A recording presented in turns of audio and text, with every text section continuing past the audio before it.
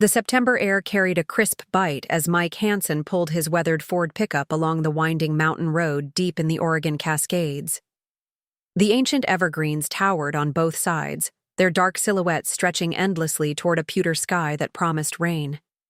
After 3 hours of driving from Portland, the last hour on increasingly rough forestry roads, he was finally approaching his grandfather's old hunting cabin. Mike hadn't been here in nearly 5 years. Not since Grandpa Joe's funeral. Life had gotten in the way, as it tends to do. Marriage, divorce, starting over. But when the opportunity came to take 2 weeks off work, something drew him back to this place of childhood memories and simpler times. He needed space to think, to reset, to remember who he was before everything got so complicated. The cabin appeared through the trees just as he remembered it. Weathered cedar planks gone silver with age, a slightly sagging roof covered in pine, needles, and that same stone chimney his grandfather had built by hand 60 years ago. It sat in a small clearing, backed up against a steep hillside, with a view down into a forested valley that seemed to go on forever. Mike killed the engine and sat for a moment, letting the profound silence of the wilderness wash over him. No traffic, no sirens, no neighbors arguing through thin apartment walls. Just the soft whisper of wind through the Douglas firs and the distant call of a raven. He grabbed his duffel bag and the box of supplies from the passenger seat, noting how the cabin key still hung from the same carved wooden bear keychain his grandfather had made.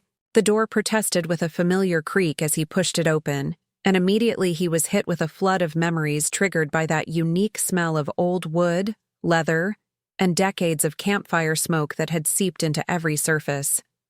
The interior was exactly as he remembered. One main room with a small kitchen area along the back wall, a cast-iron wood stove in the center, Grandpa Joe's collection of antique rifles mounted above the stone fireplace, and 2 narrow beds built into alcoves on either side. Everything was covered in a fine layer of dust, but otherwise unchanged. Mike set his bags down and went through the familiar ritual of opening the cabin. First, he cranked open the shutters, letting the gray afternoon light filter in through windows that hadn't seen sunshine in years. Then he checked the water tank, still half full thankfully, and primed the hand pump at the kitchen sink. The propane tank outside showed a quarter full on the gauge, enough to run the small refrigerator and 2-burner stove for his stay. As he unpacked his supplies, canned goods, coffee, batteries for the lanterns, a few books, his eyes kept drifting to the mounted rifles above the fireplace. His grandfather had been an avid hunter, teaching Mike everything he knew about tracking, woodcraft, and respect for the wilderness. But it was the stories Grandpa Joe told that Mike remembered most vividly, especially the ones he only shared after a few drinks around the campfire. Stories about things in these woods that didn't appear in any field guide. About strange howls that didn't belong to any known animal. About massive footprints found in remote valleys. About the time in '67 when something threw rocks at his hunting party's camp all night long. Rocks too big for any human to lift. Mike had always assumed these were just tall tales, the kind old hunters told to spook their grandkids. But there had been something in Grandpa Joe's eyes when he told those stories, a kind of haunted sincerity that had stuck with Mike all these years. Shaking off the memories, Mike focused on getting the cabin livable. He gathered kindling and logs from the woodshed, grateful his grandfather had always insisted on keeping it well stocked. Soon he had a fire crackling in the stove, driving out the damp chill that had settled into the cabin over years of neglect. As the cabin warmed up, Mike made himself a simple dinner of canned chili and coffee, strong and black the way his grandfather had taught him to make it. He sat in Grandpa Joe's old leather armchair by the window, watching as the forest slowly disappeared into darkness. The isolation was exactly what he'd come here for, a chance to disconnect, to think about where his life was heading without the constant noise of the city. But as full darkness fell, that same isolation began to feel different, more oppressive. The silence wasn't peaceful anymore. It was the kind of silence that made you strain your ears for any sound at all. And when sounds did come, the hoot of an owl, the rustle of something moving through the underbrush, they seemed unnaturally loud in the stillness. Mike found himself thinking about those stories again, about his grandfather's claim that there were places in these mountains where the old things still lived, things that had been here long before humans arrived with their roads and chainsaws and development plans. Getting spooked by campfire stories, Mike muttered to himself, draining the last of his coffee. Some outdoorsman you turned out to be. He was just starting to clean up from dinner when he heard it. A sound that made him freeze with a dish still in his hand. It was distant but unmistakable. A long, wavering howl that seemed to come from somewhere up on the ridge behind the cabin. But this wasn't the howl of a wolf or a coyote. It was deeper, more resonant, with an almost mournful quality that raised the hair on the back of his neck. The howl lasted maybe 10 seconds, then faded away, leaving Mike standing perfectly still, listening intently. Probably just a wolf, he told himself. Wolves had been reintroduced to Oregon years ago. Nothing unusual about hearing one, except wolves traveled in packs, and they called to each other. This howl hadn't been answered. Mike finished cleaning up, trying to ignore the way his hands had developed a slight tremor. He was just tired from the long drive, that was all. A good night's sleep would chase away these jitters. He was about to turn in when something caught his eye through the window, a light in the forest. Not the steady glow of another cabin or campfire, but a brief, bright flash that illuminated the trees for just a second before disappearing. Mike pressed his face against the glass, scanning the darkness, but saw nothing more. Lightning? But the sky was clear, stars visible through gaps in the canopy. Some kind of reflection? But from what? Mike grabbed the heavy-duty flashlight from his pack and stepped out onto the small porch. The night air was surprisingly cold, carrying the sharp scent of pine and something else, a musky animal smell that seemed to hang in the clearing around. The cabin! He swept the flashlight beam across the tree line, the powerful light creating a tunnel through the darkness. Nothing moved. No eyes reflected back at him. Yet he couldn't shake the feeling that something was out there, just beyond the reach of his light, watching. "Hello?" he called out, immediately feeling foolish. If there was someone out there, why would they be skulking around in the woods at night? And if it wasn't a person, well, wild animals didn't typically respond to greetings. He was about to go back inside when his flashlight beam caught something at the edge of the clearing. The ground there looked disturbed, like something had been digging, or... Mike walked closer, keeping the beam focused on the spot. There, pressed deep into the soft earth, was a footprint. But not just any footprint. This print was massive, easily 18 inches long and proportionally wide. The toes were clearly visible, 5 of them, with what looked like claw marks at the tips. It was shaped like a human foot, but far too large, too wide. Mike knelt beside the print, his mind racing. A bear? But bears had different foot structures, and their prints showed distinct pad marks. This looked almost human, except for the size. He placed his own size 11 boot next to it for comparison. The print dwarfed his foot. Heart pounding, Mike swept his flashlight around, looking for more prints. He found them, a trail leading from the forest edge right up to about 20 feet from the cabin's front porch, then turning and heading back. Into the woods. Whatever had made these tracks had stood there, watching the cabin. Watching him. Mike backed slowly toward the cabin, flashlight beam dancing erratically as his hands shook. Those stories his grandfather had told, the ones about massive footprints in remote valleys, about things in these woods that didn't appear in any field guide. Once inside, Mike locked the door, something he'd never felt the need to do before at the cabin. He checked all the windows, making sure they were latched, then pulled the curtains closed. The mounted rifles above the fireplace suddenly seemed less like decorations and more like necessities, though Mike hadn't brought any ammunition. He'd come here to think and relax, not hunt.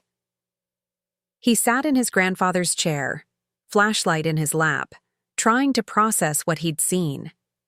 Those prints were real. He'd seen them with his own eyes, felt the depth of the impressions in the soil. Something had made them. Something big. Something that had stood outside the cabin, watching. The howl came again, closer this time. Much closer. It seemed to shake the windows, a deep, resonating call that was answered this time, not by another howl, but by what sounded like wood. Knocking. 3 distinct knocks, like someone banging a baseball bat against a tree, followed by 2 more. The pattern repeated. Knock, knock, knock. Knock, knock. Mike's grandfather had told him about this too. How the old-timers believed the creatures communicated with each other using wood knocks, a form of long-distance communication in the dense forest. He'd always thought it was just another tall tale. Now, sitting alone in the cabin with that sound echoing through the night, Mike wasn't so sure. He spent the rest of the evening alternating between trying to convince himself there was a rational explanation and fighting the urge to pack up and leave immediately. But the thought of walking out to his truck in the darkness, crossing that clearing where those massive prints waited, kept him rooted in place. As the night wore on, Mike heard more sounds. Heavy footfalls circling the cabin, something brushing against the walls, and once what sounded like fingers drumming on the wooden shutters. Each time he grabbed the flashlight and tried to see what was out there, but whatever it was stayed just out of sight, just beyond the window's limited view. Around midnight, exhausted from tension and fear, Mike finally dozed off in the chair, flashlight still clutched in his hand. He dreamed of his grandfather sitting by a campfire, that serious look in his eyes as he leaned forward to share another story. "They've always been here, Mike," Grandpa Joe said in the dream. "Long before us, and they'll be here long after. We're the newcomers in their world. Most times they keep to themselves, way back in the deep woods where people don't go. But sometimes they get curious. And when they do..." Mike jerked awake to the sound of something heavy hitting the cabin's front door. Not knocking. This was more like something had been thrown against it. He jumped up, flashlight beams swinging wildly, heart hammering in his chest. Silence. Then, from directly outside the door, came a sound that froze Mike's blood. Breathing. Deep, heavy breathing, like a massive set of lungs pulling in air just inches from where he stood. The door creaked slightly, as if something was leaning against it. Mike backed away, flashlight trained on the door. The breathing continued for what felt like an eternity, but was probably only 30 seconds. Then footsteps, heavy, deliberate footsteps, moved away from the door, around the side of the cabin. A moment later, something slammed into the wall hard enough to rattle the dishes in the kitchen. Then another impact, and another. Whatever was out there was circling the cabin, striking the walls as it went, testing them, looking for weakness, or sending a message. The assault on the cabin continued for several minutes before stopping as suddenly as it had begun. In the silence that followed, Mike could hear his own ragged breathing and the wild beating of his heart. He stood in the middle of the room, turning in slow circles, flashlight beam jumping from window to window, waiting for the next attack. But it didn't come. Instead, after what felt like hours but was probably only minutes, he heard those heavy footsteps again, this time moving away from the cabin back toward the tree line. A few moments later, another howl split the night, but this one was distant, coming from somewhere high up on the ridge. Mike collapsed back into the chair, sweat running down his face despite the cool night air. His hands were shaking so badly, he could barely hold the flashlight steady. Whatever had been out there, whatever had made those prints, those sounds, it was real. Not a story, not his imagination. real, and it knew he was here. As the adrenaline slowly faded, exhaustion crept in. Mike knew he should stay alert, keep watch, but his body had other ideas. His eyelids grew heavy, and despite his best efforts, he found himself drifting off again. This time, his dreams were filled with shadows moving between trees, with eyes that glowed in the darkness, with footprints that appeared in the snow without any visible creature making them, and through it all, his grandfather's voice. "They've always been here, Mike. Always been here." When Mike woke again, pale dawn light was filtering through the curtains. For a moment, he wondered if the whole thing had been a nightmare brought on by isolation and too many of his grandfather's stories. Then he saw the muddy smears on the windows, the deep gouges in the doorframe where something had tried to pry it open during the night. He stood on shaky legs and pulled back the curtain, slightly peering out at the clearing. The morning mist hung low over the ground, giving everything an ethereal quality. And there, clearly visible in the soft earth, were more prints. Dozens of them. They circled the entire cabin, concentrated heavily around the doors and windows. Whatever had visited in the night hadn't just been passing through. It had been studying the cabin, studying him. Mike slumped back into the chair, running his hands through his hair.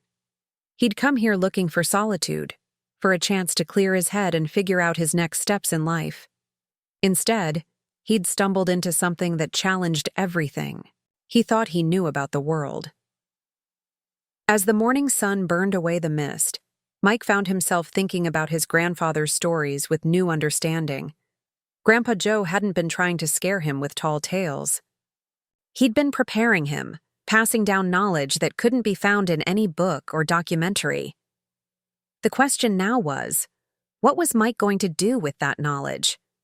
Part of him wanted to pack up immediately, get in his truck, and never look back. But another part, the part that had sat wide-eyed as a child listening to his grandfather's stories, wanted to know more. Wanted to understand what he'd experienced. He thought about the cameras in his pack. He'd brought them to photograph the fall colors, maybe get some shots of wildlife if he was lucky. Now they might serve a very different purpose. As Mike made coffee and tried to eat some breakfast, his mind raced with possibilities. He could set up the cameras around the clearing, try to capture evidence of whatever had visited in the night. He could search for more prints, maybe even follow the trail back into the forest. A sharp crack from outside made him jump, coffee sloshing over the rim of his mug. He rushed to the window in time to see a massive pine branch crash to the ground at the edge of the clearing. There was no wind, no apparent reason for it to fall, unless something had thrown it. Mike grabbed his binoculars and scanned the tree line. For just a moment, he thought he saw movement. A dark shape, pulling back behind a massive cedar, but when he looked again, there was nothing there. Setting down the binoculars, Mike made his decision. He hadn't driven all this way just to run at the first sign of something unusual. Whatever was happening here, whatever his grandfather had known about these woods, he was going to find out more. After all, he had 2 weeks, and now he had a very different kind of adventure ahead of him than the one he'd planned. Looking up at the rifles above the fireplace, Mike wondered if he should have brought ammunition after all. Then he remembered something else his grandfather had said. If they wanted to hurt us, Mike, no gun would stop them. They're not our enemies. They're just different. And sometimes, different is scary even when it doesn't mean to be. Mike finished his coffee and began planning his day. First, he'd document everything from last night. The prints, the damage to the cabin, his own account of what had happened. Then he'd set up his cameras. And then he'd wait and see what the Oregon wilderness had to show him. Outside, the forest stood silent and watchful, keeping its ancient secrets. But Mike had a feeling those secrets were about to be revealed, whether he was ready for them or not. The adventure he'd never expected was about to begin. The morning sun had barely climbed above the tree line when Mike set out with his camera gear, determined to document everything from the previous night. The forest was eerily quiet, as if every creature was holding its breath. The usual chirping of birds and rustling of small animals was noticeably absent, replaced by an oppressive silence that made Mike hyper-aware of his own footsteps crunching on pine needles. He started with the footprints around the cabin, methodically photographing each one from multiple angles. In the daylight, they were even more impressive and disturbing. The prints were deep, showing the considerable weight of whatever had made them. The toes were clearly defined, with what appeared to be dermal ridges, the same kind of unique patterns found in human fingerprints. As Mike worked his way around the cabin, he discovered more evidence of the night visitor's activities. Deep scratches marked several trees at the edge of the clearing, starting about 8 feet up, far higher than any bear could reach while standing. Some of the marks looked almost deliberate, forming rough patterns that reminded Mike uncomfortably of primitive symbols.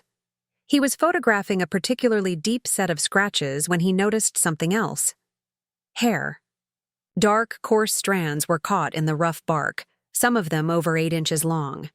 Mike carefully collected several samples, placing them in Ziploc bags he'd brought for storing memory cards. The hair was unlike anything he'd seen before.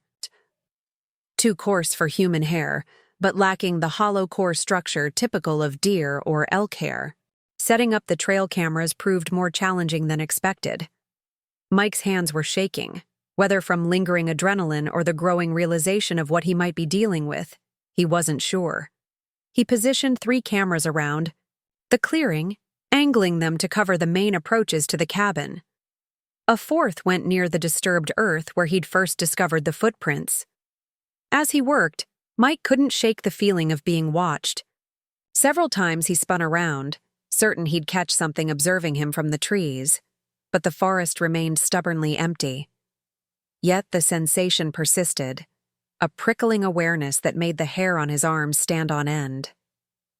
By noon, with the cameras in place and his evidence carefully documented, Mike retreated to the cabin. He spent the afternoon reviewing his photos on his laptop, comparing them to images from cryptozoology websites he'd dismissed as hoaxes just days ago. The similarities were undeniable. Whatever had visited his cabin matched descriptions of similar encounters from across the Pacific Northwest. As evening approached, Mike prepared for another long night. This time he was ready. He'd fashioned a makeshift alarm system using empty cans and fishing line around the cabin's perimeter. His cameras were set to night mode, and he'd positioned himself in the chair by the window with a clear view of the clearing. The sun had barely set when the first sounds began. It started with wood knocks, the same pattern as the night before. 3 quick knocks, followed by 2 more. But this time, the knocks seemed to come from multiple directions, as if several creatures were communicating around the cabin. Mike grabbed his handheld digital recorder, managing to capture several minutes of the wood knocks. Then came something new, a chittering sound, almost like rapid clicks or tongue pops, but deeper and more resonant than any human could produce. The alarm cans remained silent, suggesting whatever was out there was keeping its distance. Emboldened by this and his recording equipment, Mike slowly opened the cabin door. The night air was thick with that same musky scent from before, now strong enough to make his eyes water. Mike stepped onto the porch, recorder held high to capture the sounds that seemed to be coming from all around him. That's when he saw it. At first, it was just a shadow among shadows, a darker shape against the black forest backdrop. But as Mike's eyes adjusted, he could make out more details. Massive shoulders, a head that seemed to sit directly on them with no visible neck, and arms that hung well past where knees should be. The creature was standing perfectly still about 50 yards away, just at the edge of the clearing. Even in the darkness, Mike could tell it was enormous, at least 8 or 9 feet tall, with a bulk that suggested incredible strength. For several long moments, neither moved. Mike barely dared to breathe, his recorder still running, capturing the tense silence. Then, slowly, the creature raised one massive arm and pointed directly at Mike. The gesture was so deliberately human, so unmistakably intelligent, that Mike felt his worldview cracking. This wasn't some mindless animal. This was something that could think, communicate, make conscious gestures. Before Mike could react, the creature lowered its arm and melted back into the forest with a grace that seemed impossible for something so large. The movement was fluid, almost supernatural in its silence. Mike stumbled backward into the cabin, slamming and locking the door. His hands were shaking so badly he nearly dropped the recorder. He'd done it. He'd actually seen one. Not just footprints or blurry shapes in the darkness, but a clear, unmistakable sighting of what? Bigfoot? Sasquatch? Or something else entirely? Something that had been living in these forests since long before humans gave it names? The rest of the night passed in a blur of sounds and shadows. More wood knocks echoed through the forest. Strange whistling calls answered each other from ridge to ridge. And once, just before dawn, something walked past the cabin with footsteps so heavy they shook the floorboards, but nothing tried to enter. Nothing attacked. It was as if Mike was being studied, observed by intelligences that were curious but cautious. When morning finally came, Mike was exhausted but exhilarated. He had recordings, he had photos, he had hair samples. Most importantly, he had seen it with his own eyes. He spent the morning reviewing his evidence. The digital recorder had captured hours of wood knocks, chittering sounds, and those strange whistling calls. The photos of footprints and scratches were clear and detailed.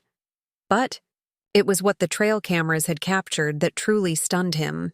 The first camera showed several dark shapes moving through the trees, too indistinct to make out clearly. The second had triggered multiple times but captured nothing, as if something had known exactly where to step to avoid being photographed. But the third camera, positioned to cover a game trail leading to the clearing, had captured something extraordinary. 3 frames showed a massive bipedal figure crossing the trail. The infrared image was grainy, but clear enough to make out basic features. The enormous size, the unusual gait, the way its arms swung as it walked. Mike stared at the images, his coffee growing cold beside him. This was it. This was the evidence. Researchers had been seeking for decades. Proof that something unknown lived in these forests. But as the initial excitement faded, doubt crept in. Who would believe him?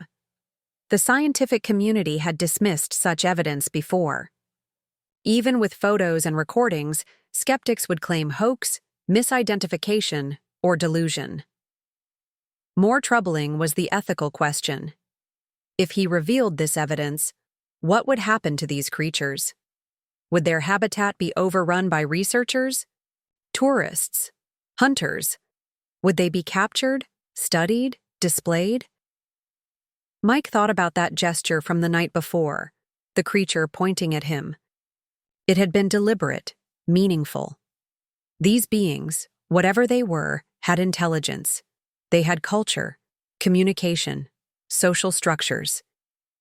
Did he have the right to expose them to a world that might not be ready to accept their existence? Question weighed on him throughout the day as he continued documenting his experiences. He took detailed notes, sketched maps showing where encounters had occurred, and carefully labeled all his evidence. But he made no moves to contact the outside world. That afternoon, while searching for more tracks, Mike made another discovery. In a small ravine about a quarter-mile from the cabin, he found what could only be described as a shelter. Branches had been woven together to form a rough lean-to against a fallen log. Inside were signs of habitation, compressed vegetation that might have served as bedding, and what looked like tools, stones that had been deliberately shaped, sticks stripped of bark and sharpened. Mike photographed everything but touched nothing. He was in someone's home, uninvited. The last thing he wanted was to violate that space. As he turned to leave, he noticed something else. A small pile of objects near the shelter's entrance. Pine cones arranged in a pattern, smooth river stones stacked carefully, and Mike's breath caught. a small wooden carving. It was crude but unmistakable. A human figure standing with arms outstretched. Was it meant to represent him? A warning? An offering? Or simply art, created by beings whose culture remained utterly alien to human understanding? That evening, as the sun began to set, Mike made a decision. He gathered several items from his supplies: a bright red bandana, a small mirror, some beef jerky, and a LED flashlight. He placed them on a flat rock at the edge of the clearing, arranging them carefully. If these beings were as intelligent as they seemed, perhaps they would understand the gesture. Night fell, and with it came the now familiar sounds of the forest's hidden inhabitants. Wood knocks echoed from the ridges. Strange calls pierced the darkness, and footsteps, always footsteps, circled the cabin at a respectful distance. But tonight felt different, less threatening, more curious. Around midnight, Mike heard movement near the rock where he'd left his offerings. He resisted the urge to look, to shine his light, to document. Some moments he was beginning to understand weren't meant to be captured. In the morning, the offerings were gone. In their place was a single object, a piece of quartz crystal, perfectly clear, shaped by natural forces into something that caught the morning light and threw tiny rainbows across the ground. Mike picked it up carefully, feeling its weight, its smoothness. It was beautiful. It was also a message, though what that message might be he couldn't begin to guess. The next few days fell into a pattern. By day, Mike would explore the area around the cabin, finding more evidence, more signs of the creature's presence. By night, he would listen to their communications, occasionally catching glimpses of massive shadows moving between the trees. Each morning, he would find the previous day's offerings gone, replaced by natural objects, unusual stones, perfectly symmetrical pine cones, once a handful of late-season berries that grew nowhere near the cabin. The creatures, for Mike was certain now, there were several, maintained their distance, but seemed to be growing more comfortable with his presence. The wood knocks came closer to the cabin. The footsteps in the night were less furtive. Once, Mike woke to find a massive handprint on his window, as if something had pressed against the glass to look inside. On the 7th day of his stay, everything changed. Mike was preparing breakfast when he heard it. A sound of distress, unmistakably from one of the creatures. It was a howl, but different from the ones he'd been hearing. Higher pitched, more urgent. Pain or fear or both. Without thinking, Mike grabbed his first aid kit and rushed outside. The sound was coming from the ravine where he'd found the shelter. As he ran toward it, the rational part of his mind screamed warnings about the danger, about interfering with wildlife, about the foolishness of approaching an injured animal that could easily kill him. But another part, the part that had spent a week exchanging gifts with these beings, that had seen intelligence in their eyes and purpose in their actions, drove him forward. At the edge of the ravine, Mike stopped short. Below him, half hidden by ferns and fallen branches, was one of the creatures. Smaller than the one he'd seen that first night, perhaps a juvenile or adolescent. It was clearly in distress, favoring one leg, making soft whimpering sounds that were heartbreakingly human. As Mike watched, frozen with indecision, the creature looked up and saw him. Their eyes met, and in that moment, Mike saw not a monster or a myth, but a being in pain, afraid and alone. Slowly, carefully, Mike made his way down into the ravine. The creature watched him approach, making no move to flee or attack. As he got closer, Mike could see the problem. A length of old barbed wire, probably from some long-abandoned fence line, had wrapped around the creature's ankle. The rusty metal had cut deep, and the wound looked infected. "Easy," Mike said softly, though he had no idea if the creature could understand. "I just want to help." He knelt a few feet away, opened his first aid kit, and pulled out wire cutters he used for equipment repairs. The creature watched every movement with intelligent eyes, seeming to understand Mike's intent. What followed was one of the most surreal experiences of Mike's life. Working slowly and carefully, he cut away the barbed wire while the creature remained perfectly still, only occasionally flinching when the movement caused pain. Up close, Mike could see details that photos could never capture. The texture of its hair, the human-like wrinkles around its eyes, the way its chest rose and fell with each breath. Once the wire was removed, Mike cleaned the wound as best he could and applied antibiotic ointment. The creature watched with what seemed like fascination as Mike wrapped the ankle with gauze. When he finished, Mike sat back on his heels, suddenly aware of how vulnerable he was. But the creature made no threatening moves. Instead, it reached out one massive hand, easily twice the size of Mike's, and gently touched his shoulder. The gesture was unmistakable. Gratitude. Then, with a grace that belied its size, the creature stood and limped away into the forest. Just before it disappeared into the shadows, it turned back and gave a soft, chirping call, a sound Mike had come to associate with non-threatening communication. Mike sat in the ravine for a long time after the creature left, trying to process what had just happened. He had not only seen one of these beings up close, but had touched it, helped it. The barrier between myth and reality hadn't just cracked, it had shattered completely. That night, the forest was quiet. No wood knocks, no footsteps, no howls. Mike wondered if he had somehow violated some taboo, if his intervention had upset some delicate balance. But in the morning, he found his answer. On the flat rock where they had been exchanging gifts was the largest offering yet, a collection of objects that took his breath away. There were more crystals, beautiful feathers from birds Mike couldn't identify, several perfect arrowheads that looked ancient, and in the center, a large handprint pressed into a piece of soft clay, already hardening in the morning air. Mike understood. This wasn't just a gift, it was a sign of trust, perhaps even friendship. He spent his remaining days at the cabin in a kind of dream state.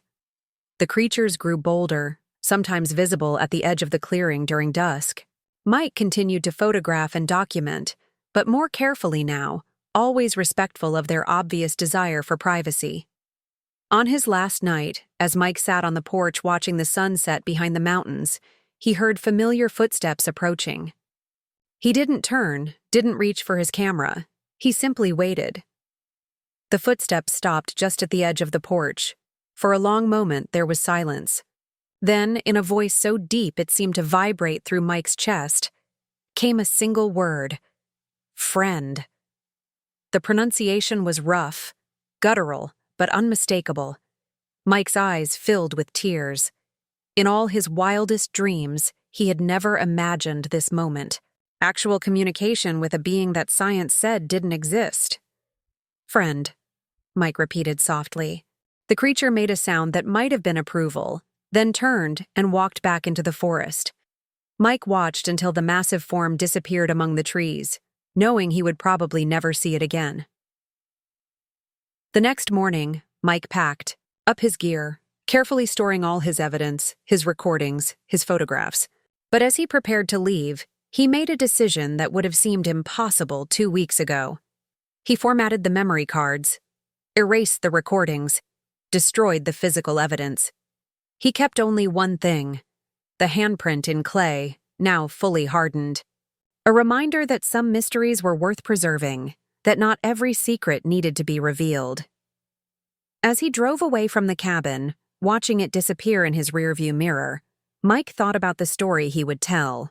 Or rather, wouldn't tell. He had come to the mountains looking for solitude and had found something far more profound. Proof that the world still held wonders, that intelligence and consciousness might take forms we had never imagined. Some might call him a fool for destroying the evidence. Others might say he had betrayed science, missed the opportunity of a lifetime. But Mike knew the truth. He had been given a gift far more precious than fame or scientific acclaim. He had been trusted by beings who had every reason to fear humans, had been allowed to glimpse a world that existed parallel to our own. As the mountain road wound down toward civilization, Mike smiled. He had stories to tell, all right, to his grandchildren someday, around a campfire, when the night was dark and the forest seemed to press close.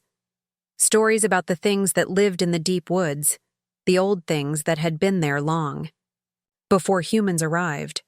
And like his grandfather before him, he would tell these stories with that special light in his eyes, that tone of voice that said, "This really happened, though you may choose not to believe it." Because some truths, Mike now understood, were not meant to be proven. They were meant to be experienced, wondered at, and ultimately, protected. The cabin would wait for his return, and somewhere in the Oregon mountains, in the deepest parts of the forest where humans rarely ventured, his friends would be waiting too. The things worth believing in were still there, in the places where they had always been.